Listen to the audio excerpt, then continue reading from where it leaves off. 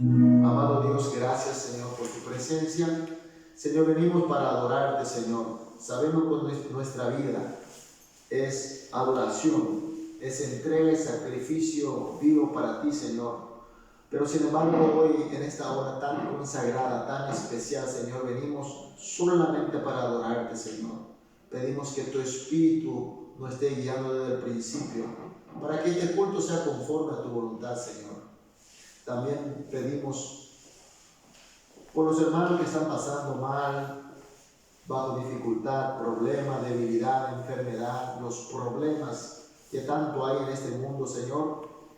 Que tú estés consolando, Señor, a todos los hermanos. Que tú estés sanando, que tú estés fortaleciendo, recuperando, Señor, para que todos los hermanos estemos bien, para escuchar tu palabra, para disfrutar de tus bendiciones, para poder, Señor, servir nuestras misiones con tu poder, con tu sabiduría, Señor.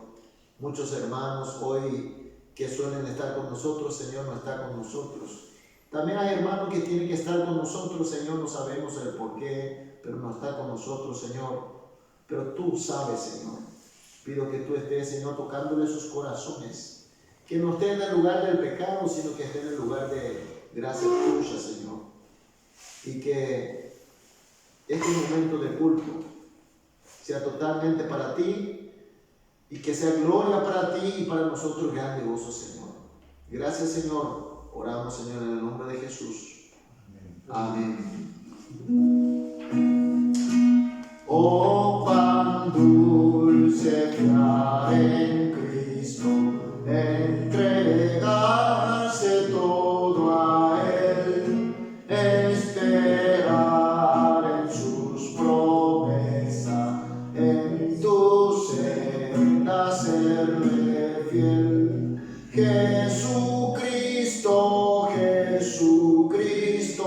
ya tu amor probaste en mí. Jesucristo, siempre quiero fiar en ti. Oh, cuán dulce es fiar en Cristo, entregarse todo a Él y esperar en sus promesas, en su senda serle fiel. Jesucristo, ya tu amor probaste en mí. Jesucristo, siempre quiero fiar en ti. Vamos a leer la palabra de Dios.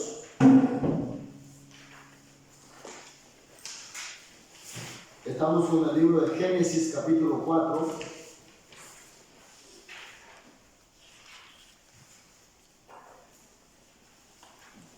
Génesis, capítulo 4, versículo 1 al 10.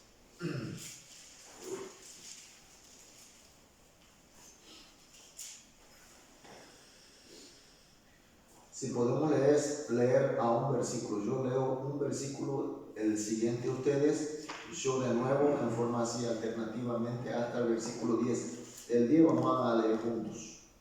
Conoció Adán a su mujer Eva, la cual concibió y dio a luz a Caín, y dijo: por voluntad de Jehová he adquirido varón. Después dijo a luz a su hermano Abel, y Abel fue pastor de ovejas, y Caín fue labrador de la tierra. Y aconteció, andando el tiempo, que Caín trajo del fruto de la tierra una ofrenda a Jehová. Y Abel trajo también de los primogénitos de sus ovejas, de lo más gordo de ellas, y miró Jehová con agrado a Abel y su ofrenda. Pero no miró con agrado a Caín y la ofrenda suya, y se enseñó Caín en gran manera y decayó su semblante. Entonces Jehová dijo a Caín: ¿por qué te has ensañado y por qué has decaído su semblante? Y bien hiciere, no serás enaltecido, y si no hiciere bien, el pecado estará en la puerta. Con todo esto, a ti será su deseo y tú te enseñorearás de él. Y dijo Caín a su hermano Abel, salgamos al campo, y aconteció que estando los hechos en el campo, Caín se levantó contra su hermano Abel y lo mató. Y Jehová dijo a Caín, ¿dónde está Abel tu hermano? Y él respondió, no sé, ¿soy yo acaso guarda de mis hermanos? Y él le dijo, ¿qué has hecho? La voz de la sangre de tu hermano clama a mí desde la tierra. Amén. Solemos ver en los cultos, especialmente los cultos de los jóvenes o en la campaña de fe, seguramente ustedes tienen experiencia, y hay un grupo de jóvenes que guía la alabanza, coros que están ahí cantando y parece que están llenos de Espíritu Santo, cantan de maravilla, parece que están glorificando a Dios. Y a nosotros también da gusto verle a alguien que canta así con fuerza, con energía, con toda la entrega. Y hubo así un grupo de gente así que estaba guiando, digamos, la alabanza, y termina el número de alabanza. Y bueno, ahora sube el pastor para predicar, y ese grupo sale de a poco, todo afuera, no participa más en el culto. Es decir, que solamente cantó y después salió afuera, y cuando estaba por terminar entraron para estar con el grupo. Y seguramente ustedes vieron mucho de esto. Otros que de repente en un momento dado levanta la mano y parece que él está lleno de Espíritu Santo, y otro momento le vemos no participando en el culto, o de repente se duerme o se va antes. ¿Qué dice gente como así? Gente que de repente parece que está bien y está con todo con Dios, y otro momento no está con Dios. ¿Qué le parece? ¿Ustedes vieron algún ejemplo así? Yo en el seminario conocí mucho así. Hay pastores. Enseñé un tiempo en el seminario y bueno, tuvimos un examen y 2 exámenes eran idénticamente iguales. Y no era que tenía que marcar números, sino que tenía que escribir. Y tenía esa pregunta que tenía que contestar. Pero no puede que uno puede escribir igual. Y escribieron igual. Y uno era pastor y otro era, bueno, ambos eran seminaristas. Y no puedo yo mal pensar. Entonces llamo a los dos y le digo, no sé qué pasó aquí. Y yo le dejo un momento para reflexionar y después me dicen qué pasó. Y una media hora me fui, volví a la biblioteca y me dice que no sabe qué es lo que pasó. ¿Qué dice, hermano? ¿Qué pasó ahí? Algo pasó, ¿no? ¿Algo bueno o algo malo? Y no bueno, no bueno, ¿verdad? Tenemos gente que aparentemente está sacrificando a Dios, haciendo entrega, la adoración, la alabanza, pero sin embargo nos damos cuenta que muchas veces son fingidos, o de repente puede ser que sea verdadero, pero creo que no es lo necesariamente sincero, íntegro. Y eso nos duele mucho, porque hoy por hoy muchos hermanos y muchas iglesias, muchos inclusive pastores, no somos tan íntegros a adorar a Dios. Porque adorar a Dios, tener un momento de culto, tenemos un horario muy especialmente consagrado para Dios. Si eso no podemos cumplir, ¿qué sería con nuestra vida? ¿No? En una semana prácticamente tenemos una hora de adorar a Dios y consagramos esa hora. Hicimos una promesa con Dios para poder adorarle a Él, escuchar su palabra, qué sé yo, separar ese momento para Dios. Si eso nosotros no podemos hacer bien, el resto creo que va a ser mucho más difícil, ¿no? En nuestra vida, porque la Biblia habla de que nosotros tenemos que glorificar a Dios. aun cuando estamos comiendo, aun cuando estamos bebiendo. Hicieron lo que hicieron, tiene que ser para la gloria de Dios, porque así dice la palabra de Dios. Hoy nosotros vemos Génesis capítulo 4, leímos juntos en el versículo 3 y 4, dice: y aconteció andando el tiempo que Caín trajo el fruto de la tierra una ofrenda a Dios. Para nosotros sería el culto, la adoración. Y Abel también trajo de los primogénitos de sus ovejas, de lo más gordo de ellas. Y miró Jehová con agrado a Abel a su ofrenda. Y acá vemos los dos hermanos, un momento dado ofrecieron su adoración, su ofrenda a Dios. Y por supuesto que Caín, como era agricultor, trajo los frutos de la tierra. Y Abel, como era pastor, trajo una de las ovejas, que es el primogénito, y se le entregó a Dios. Pero sin embargo aquí Dios dice que le agradó más la ofrenda de Abel. ¿Qué pasó aquí? ¿Cómo nosotros podemos interpretar? Que hay ofrenda que a Dios le gusta y otra ofrenda no. Tiene que ser oveja, no puede ser fruto de la tierra o de la agricultura. ¿Qué dicen ustedes? Aquí vemos a dos hermanos que ambos en su trabajo, con su sacrificio, adoraron a Dios, pero sin embargo Dios recibió la ofrenda de Abel, el hermano menor. Dios le quiere más al hermano menor.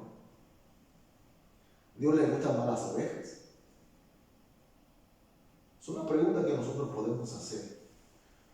Como estoy hablando desde el inicio, hay gente que en un momento de adoración parece que está con todo al Señor y otro momento parece que está fuera de Dios y cosas así. Y nosotros, ¿para qué adoramos a Dios y para qué traemos el sacrificio? ¿Por qué le adoramos y por qué tenemos un momento consagrado para Dios? Es que Dios necesita de nosotros. Evidentemente no, porque Dios es autosuficiente. Nosotros queremos consagrar porque le amamos a Él, porque le creemos que Dios, este Dios que nosotros creemos, es el verdadero Dios y queremos dar lo mejor de nosotros, y es por lo menos lo que decimos. Sin embargo, ocurre en nuestra práctica, no siempre es así.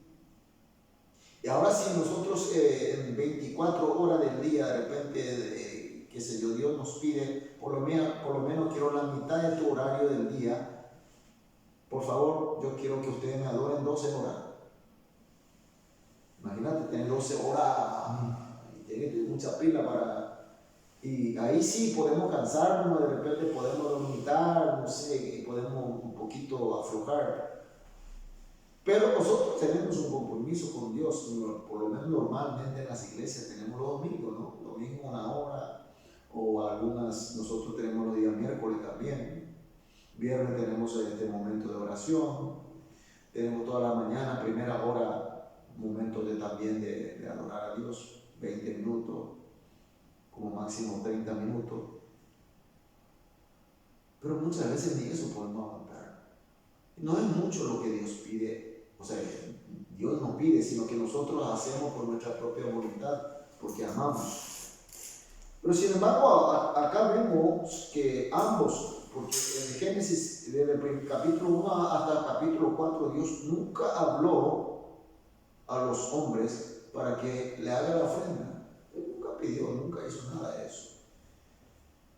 Y de repente, porque ni Adán y Eva tampoco hicieron las ofrendas del sacrificio, sino acá los dos hijos, no sé si sus padres le enseñaron así, pero de alguna manera ellos decidieron adorar a Dios, pero solamente la adoración de Abel fue agrado de Dios. Y bueno, para mí era muy difícil de entender este tema hasta que conocí un versículo en libros de Hebreos, en el Nuevo Testamento, capítulo 11, versículo 4. Hebreos capítulo 11, versículo 4 dice de esta manera: por la fe Abel ofreció a Dios más excelente sacrificio que Caín, por lo cual alcanzó testimonio de que era justo dando Dios testimonio de sus ofrendas y muerto aún hablar por ella. Libro de Hebreos capítulo 11 es conocido como el capítulo de la fe. Hay algunos capítulos que nosotros identificamos de forma muy especial. ¿Cuál es el capítulo de amor? Primera de Corintios, capítulo 3, habla todo de amor. ¿Cuál es el capítulo de la fe? Hebreos capítulo 11. Inicia diciendo sobre la fe, en el versículo 4 habla de que el sacrificio, la ofrenda de Abel fue agrado de Dios. ¿Por qué? Porque entregó con fe. Y esto implica entonces que lo que hizo Caín, por lo visto que su fe no era lo suficiente, ¿no?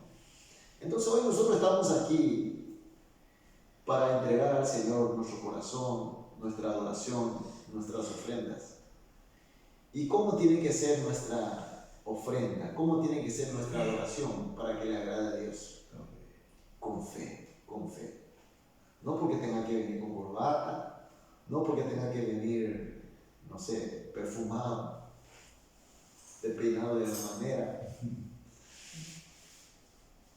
Últimamente nos estamos muy preocupados cómo dar al Señor el culto, la adoración. Los chicos preparan para adorar al Señor, eligen las alabanzas. Nosotros los pastores buscamos la palabra, qué palabra podemos dar a la gente. Buscamos muchos detalles, inclusive qué tipo de luz vamos a poner, vamos a cambiar por LED o vamos a poner un poquito más de luces amarillas, o los asientos, o ponemos un poquito más aquí, más digital la cosa, o qué sé yo.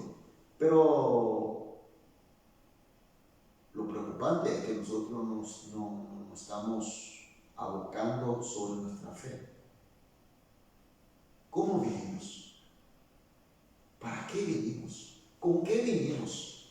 Y lo importante tiene que ser fe, porque justamente la palabra de Dios dice: Abel ofreció a Dios más excelente sacrificio que Caín, no porque haya dado la oveja, no porque Caín haya traído su producto de agricultura, sino porque la fe hizo la diferencia. La fe le hizo agradar a Dios. Entonces, evidentemente, nuestra adoración, nuestra vida en sí, la cosa más importante tiene que ser la fe. Ahora la pregunta, ¿qué es la fe? ¿Qué es la fe? Nos vamos manejando acá, hermano Venancio, de repente solemos ir al aeropuerto manejando y a la madrugada normalmente, ¿verdad? Y hay semáforo. Y nos vamos en el semáforo y de repente prende la luz roja. ¿Qué hacemos? Paramos, pero podemos tener fe en el nombre de Jesús y avanzamos más.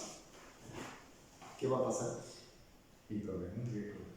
Y corremos riesgo de que vamos a tener accidente, ¿no? Pero mucha gente se equivoca creyendo que luz roja igual voy a pasar porque tengo fe. Esa no es fe, ¿no? Sabemos muy bien que no es esa la fe. Pero muchas veces nos equivocamos, creemos que es la fe así. En el mismo Hebreo capítulo 11, versículo 1 dice: es pues la fe, la certeza de lo que se espera, la convicción de los que no se ven. Acá también nosotros los humanos queremos entender cómo queremos. Aquí dice: la fe es la certeza de los que se espera. Entonces, ¿qué es la fe? ¿Es la certeza o de lo que uno se espera? Atención a lo que dice: la certeza de lo que se espera. ¿Qué es la fe entonces? ¿Lo que uno espera o es la certeza? Evidentemente la certeza. Porque la certeza de lo que uno espera. Por supuesto que nosotros tenemos el deseo. Sí, queremos, Señor, quiero pasar la luz roja. Pero tiene que ser la certeza, la verdad, porque en la traducción está como certeza, pero en el griego dice la verdad de lo que uno espera. Más bien es verdad. ¿La verdad de quién? la verdad de Dios. La fe es la verdad de Dios. La fe es la verdad de Dios. Y Dios dice que por la obra y la gracia de Jesucristo ustedes serán salvos mediante la fe. Esa es la verdad y la certeza. Pero ¿qué es lo que uno espera? ¿Qué es lo que la gente espera? Tenemos que hacer algo para ser salvos. Yo no hice nada bueno, entonces vamos a hacer algo, vamos a ayudar a los pobres, vamos a juntar plata para, qué sé yo, para ayudar a algunos chicos. Y piensa que nosotros con eso vamos a ir acumulando un mérito para ser salvos. Pero ¿qué es la certeza? ¿Qué es la verdad? ¿Qué es lo que dice Dios? Por la obra de Jesús fue suficiente para pagar precio de nuestro pecado. Todo aquel que cree en Él, todo aquel que acepta a Jesús como Cristo, será salvo. Punto. Esa es la certeza. La fe es la verdad de Dios. Y después dice la convicción de los que no se ve. Y muchos de nosotros queremos entender lo que no se ve más. Sí, la fe es algo que no se ve, pero no es todo lo que no se ve, sino que la convicción, es decir, certeza y la convicción. ¿Se dan cuenta? Estamos hablando de la verdad de Dios. Pero uno quiere entender lo que uno se espera, uno que no ve. Entonces yo no veo y pues sí, yo quiero tal cosa. Quiero. Entonces esa es la fe. Y esa no es la fe. Ese es el fanatismo. Mis queridos hermanos, nosotros tenemos que saber qué es la fe. La fe es la verdad de Dios, algo que viene de Dios. No es algo nuestro, algo que Dios nos da. Cuando nosotros somos muertos espiritualmente por el pecado, porque nosotros somos muertos, porque Dios dijo, el día que comieres, en verdad morirás. Y morimos todos, porque nuestra esencia murió, nuestro espíritu murió, el aliento de vida que Dios nos sopló murió y somos muertos. Y ahora con Jesucristo somos vivos, nuestro espíritu está de nuevo funcionando, somos vivos. ¿Y un vivo qué hace? Un vivo respira, un vivo tiene dinamismo. Uno le puede decir a uno vivo, no, ya respira, te queda quieto. Uno que está vivo no puede estar quieto un ratito, pero ya no aguanta más y tiene que mover. No puede dejar de respirar, tiene que respirar. Entonces la fe es la función de nuestro espíritu. Entonces aquel que no es vivo, aquel que no está renacido, aquel que no es salvo, no puede tener la función de fe. Porque la fe viene del revivamiento del Espíritu Santo. Por eso le hablamos a mucha gente, para que entienda, le explicamos el Evangelio, la enseñanza de Jesucristo y una y otra vez. Y algunos son doctores de teología, pero no tienen fe. Extrañamente no tiene fe. Es un hombre de mucho estudio, inclusive doctores en teología que escriben libros y libros sobre tema teológica, pero finalmente termina diciendo que todo lo que dice en la Biblia, esto no es nada cierto. Muchos son leyendas y que todo lo que dice ahí que nosotros tenemos que adecuar a nuestro entendimiento, no así como dice. Y son grandes doctores. ¿Por qué? Porque no tiene fe. Su espíritu está muerto. No está renacido.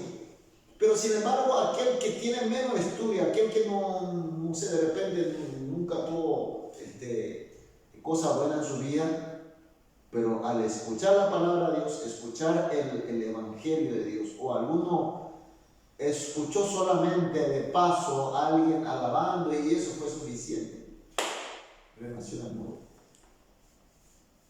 Uno pregunta, los primeros misioneros, al menos los primeros misioneros que vinieron en Corea eran estos americanos y eso, para nosotros los occidentales decían esto que parecen ovejas, que tienen todo pelo enrulado, y nosotros pelo enrulado tenemos poco.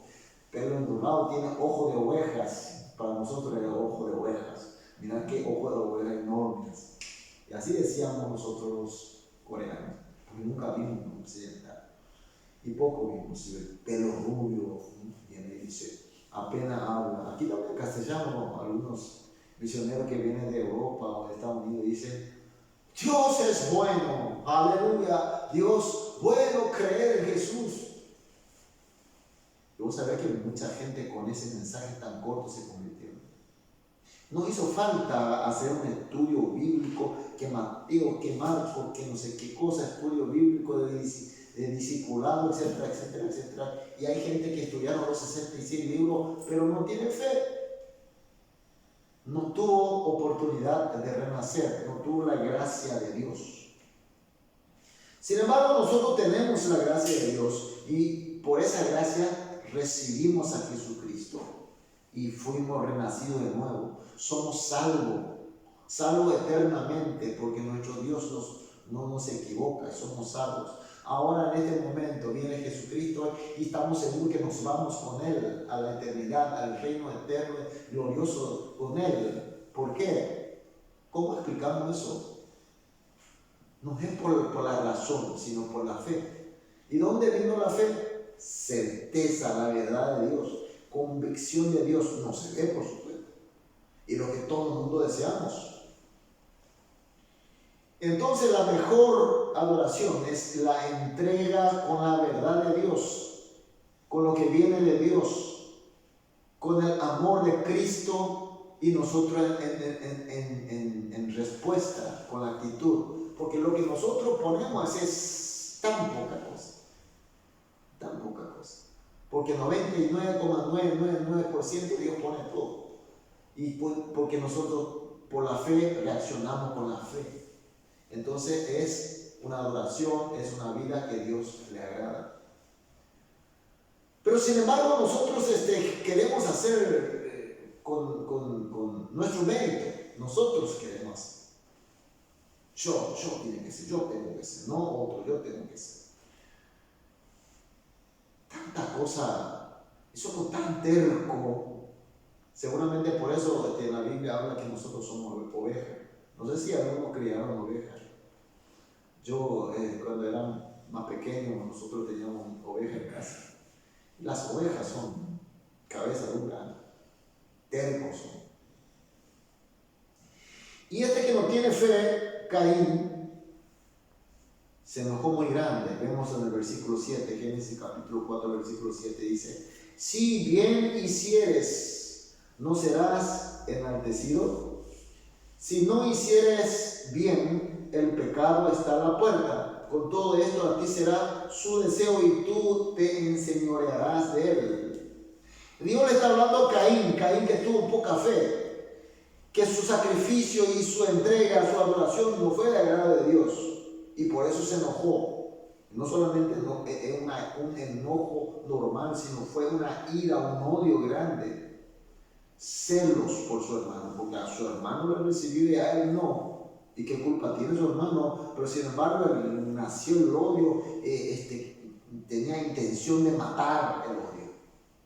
Y Dios, ¿qué le dice? Si no hiciere bien, si no hiciere bien, el pecado está en la puerta. Está el pecado, tu deseo en la puerta. Y con todo eso a ti será su deseo. Caín sabía que no hizo bien. Caín sabía que él hizo inadecuadamente la ofrenda. Supo que su fe no era suficiente, pero se enojó contra su hermano y tuvo ira, y Dios le dice, el pecado está en tu puerta.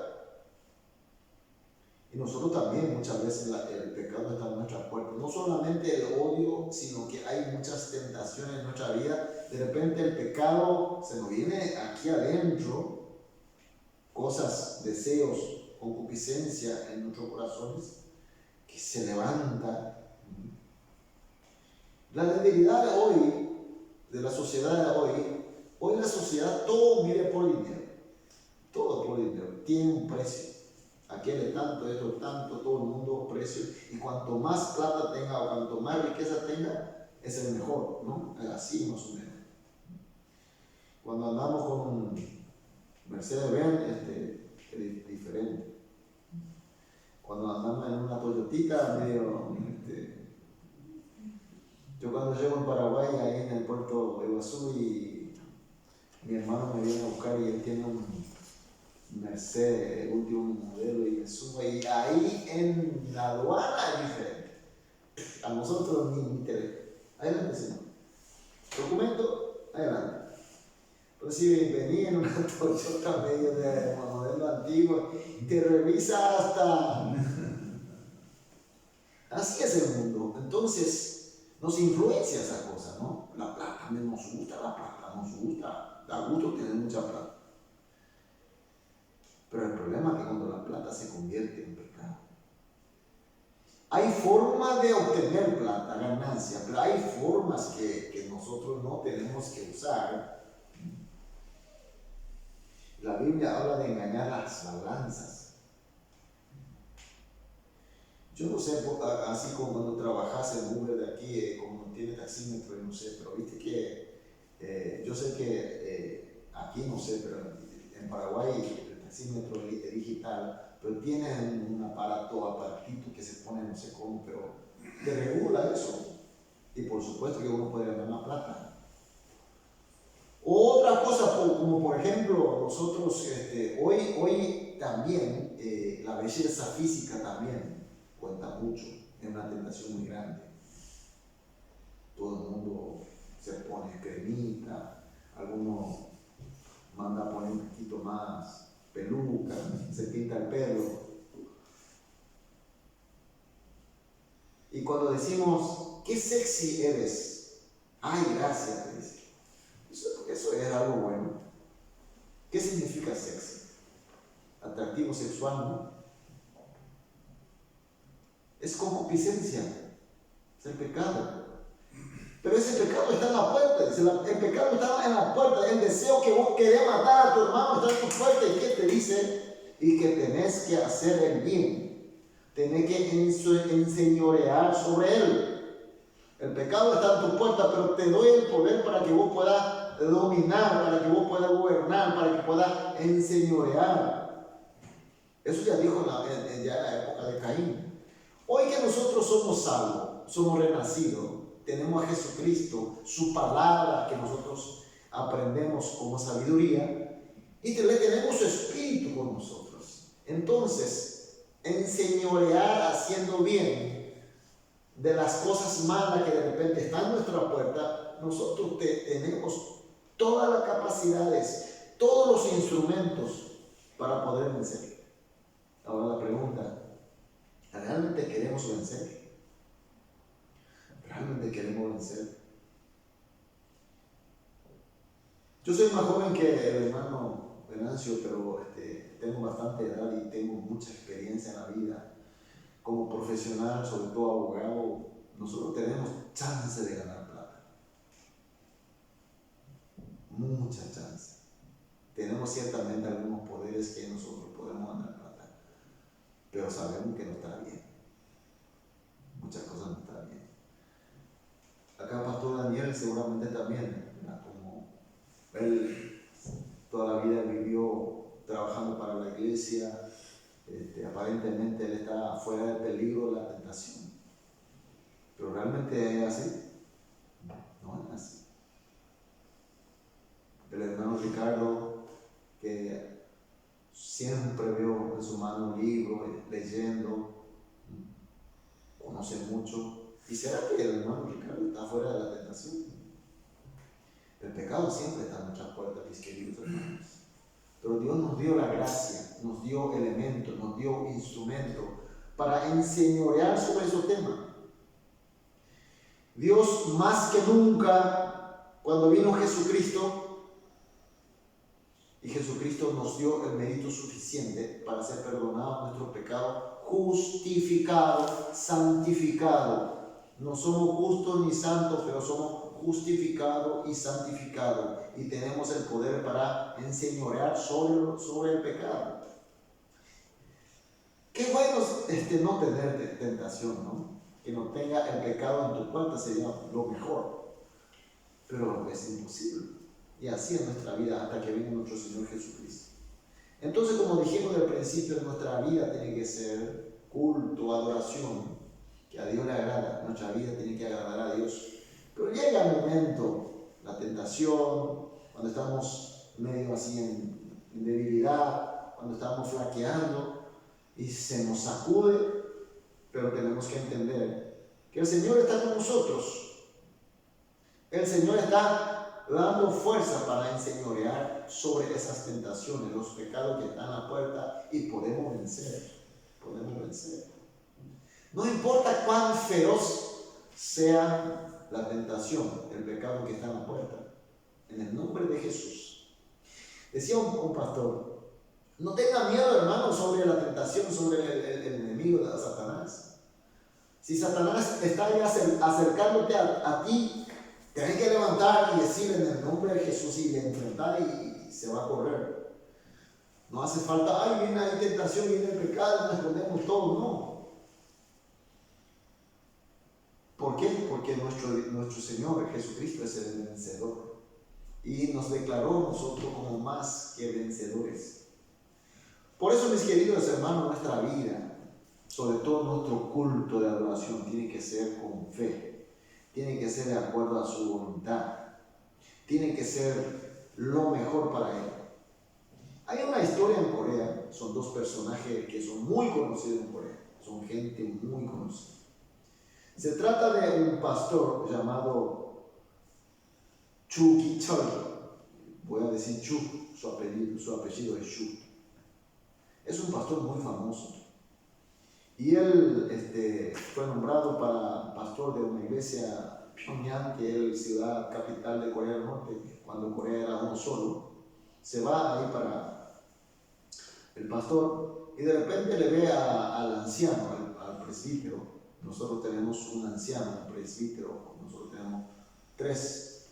Y en esa iglesia era el anciano, un hombre llamado Cho Man-sik. Él también es un hombre muy famoso porque él es uno de los primeros educadores y fue no solamente educador, sino que también fue muy patriota. Él luchó por la independencia de Corea en la época cuando estábamos bajo dominio del imperio japonés. Es un hombre muy reconocido, próceres de la patria, educador, fundador de escuelas, colegios.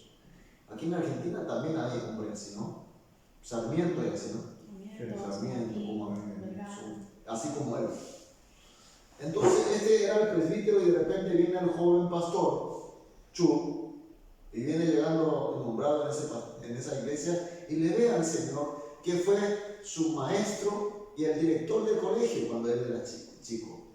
Le ve al maestro y era director, respetado, y viene el pastor y annyeonghaseyo, así todo con respeto, saben que los coreanos, y además todavía en la época, estamos hablando de 1947, 8, antes de la guerra del norte-sur, 50 fue la guerra, entre 45 y entre 50, esa época. Más respeto, mucho más que ahora. Y bueno, y como él era el pastor, y bueno, llega el domingo y él comienza el culto, y este hombre famoso, Cho, que es muy admirado y respetado, como que era un hombre muy famoso y tenía varios colegios, el tipo tenía también imprenta, tenían periódico, y tenían 1000 cosas, mucho trabajo. Entonces estaba muy ocupado el domingo en la mañana y viene así todo apurado, pero ya el culto comenzó.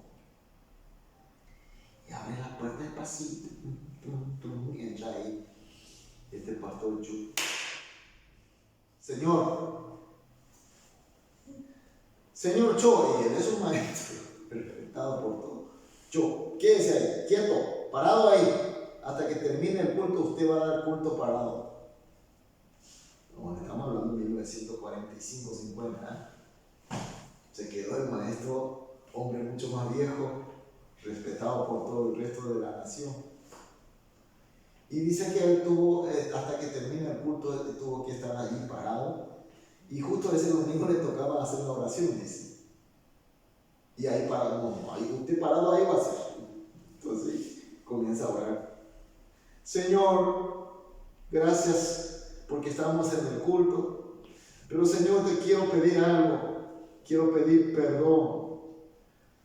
Perdón porque yo puse mucho más importancia en la cosa del hombre que en la cosa de Dios.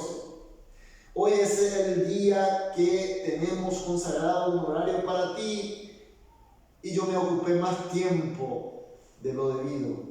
Te pido perdón. Perdona a ti. También, Señor, quiero que tú le toques a los corazones de los hermanos, sobre todo del pastor que no esté muy enojado. Y esa es la oración. Es una historia verídica. Son dos hombres. Pastor Cho fue uno de los primeros mártires cristianos en Corea. Fue ferozmente torturado por el imperio japonés y él hasta hoy es un hombre muy admirado por nosotros. Estoy compartiendo esta historia porque nosotros podemos ser un hombre muy grande, muy respetado, qué sé yo, próceres del país, Sarmiento, puede ser un Sarmiento también.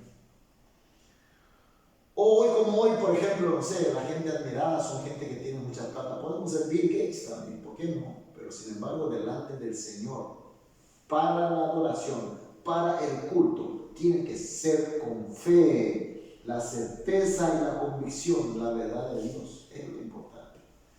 El Señor no ve otra cosa.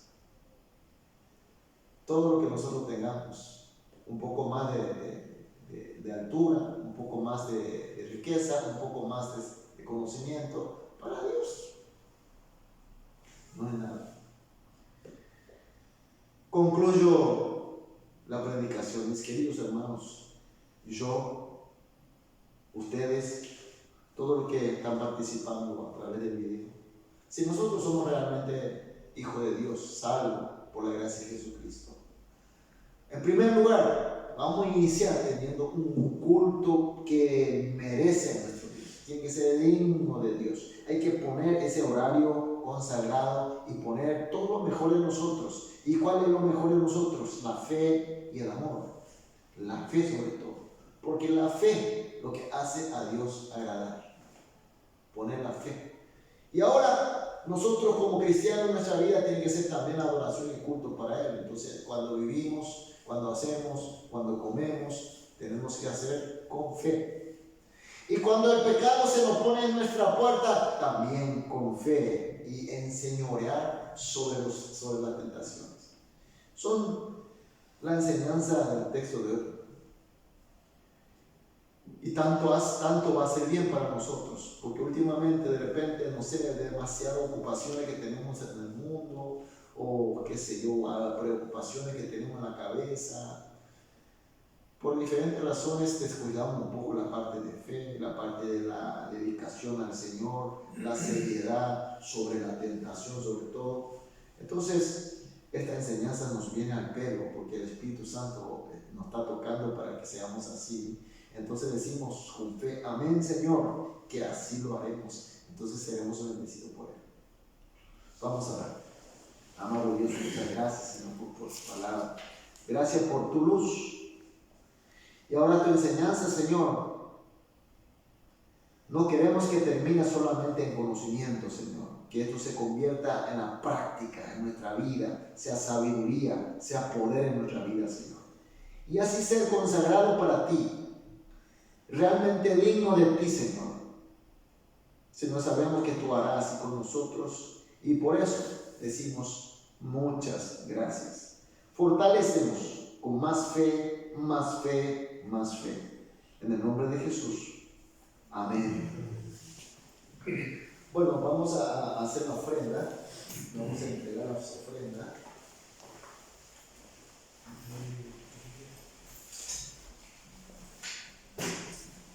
Y cantamos, busca primero el reino de Dios.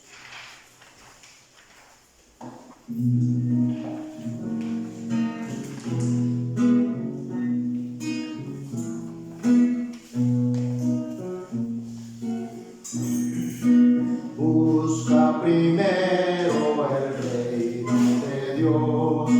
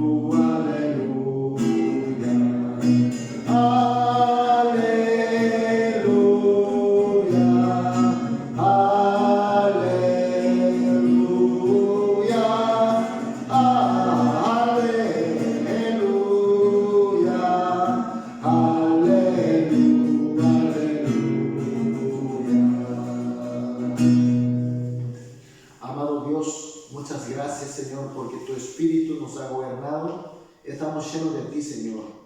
Señor, así conforme a tu palabra, Señor, pedimos más fe y con fe te hemos ofrendado, Señor. Señor, estamos en una época muy difícil, Señor. Entregamos a ti, Señor, con oración. Y por eso, Señor, pido que tú escuches las oraciones de los hermanos. Sobre todo, Señor, en la parte económica, la parte del espíritu, y seamos ricos, Señor, en ambos sentidos. Y así, Señor, para servir, que no tengamos necesidad, Señor, que tengamos abundante para poder compartir con los hermanos. Ser realmente camino de tus bendiciones, que podamos ayudar a la gente con tu amor, con tu evangelio, con nuestro poder de fe, vencer a los pecados y ayudar a los hermanos más débiles para encaminar, para guiar, y así ser realmente una comunidad de ti, iglesia verdadera tuya, Señor.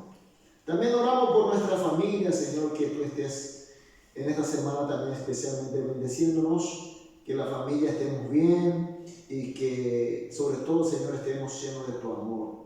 Señor, gracias por todo, Señor. Llegamos en la hora que estamos culminando este culto, Señor. Sabemos que tú fuiste glorificado y que nosotros estamos muy contentos, Señor, por eso. Señor, dejamos totalmente en tus manos. Dejamos que tú seas realmente nuestro Señor y nuestro Dios. Este es el momento que la gracia de nuestro Señor Jesús y el amor de Dios Padre, la presencia eterna y perpetua del Espíritu Santo, sea sobre todo nosotros que estamos inclinando nuestro rostro, aceptando tu bendición de tener más fe y tener la capacidad del poder de enseñorear sobre la tentación, sobre el pecado que está en nuestra puerta, y que así siempre seamos vencedores, sea por los siglos de los siglos. Amén.